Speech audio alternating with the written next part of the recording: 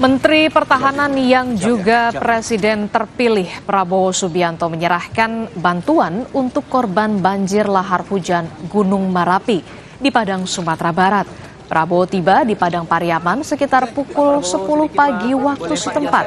Diketahui saudara, Prabowo bertolak ke Padang usai kunjungannya ke Qatar. Bantuan yang diserahkan Prabowo akan disalurkan ke wilayah terdampak, diantaranya di Kabupaten Tanah Datar, Agam, dan Kota Padang Panjang. Terima kasih kita ucapkan. Sementara itu, Menteri Sosial Tri Risma hari ini mengunjungi posko pengungsian korban lahar hujan Merapi di Kabupaten Tanah Datar, Provinsi Sumatera Barat. Dalam kunjungannya, Menteri Sosial meminta agar pengungsi yang berada di bangunan Masjid Ubudiyah direlokasi karena hanya berjarak 50 meter dari bantaran sungai.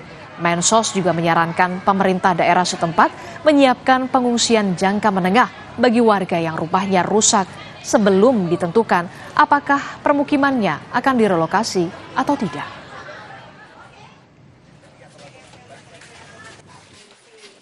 Pertama harus memindah pengungsian yang ada di jalur lahar dingin karena kita tidak tahu kondisi cuaca ini. Isian untuk waktu yang sedang dan terutama yang kondisi rumah-rumahnya hancur itu kondisi waktu jangka menengah maupun jangka panjang. Saudara, kasus pembunuhan dan kekerasan seksual Vina oleh geng motor di kota Cirebon, Jawa Barat 8 tahun lalu kembali ramai diperbincangkan usai kasus ini difilmkan.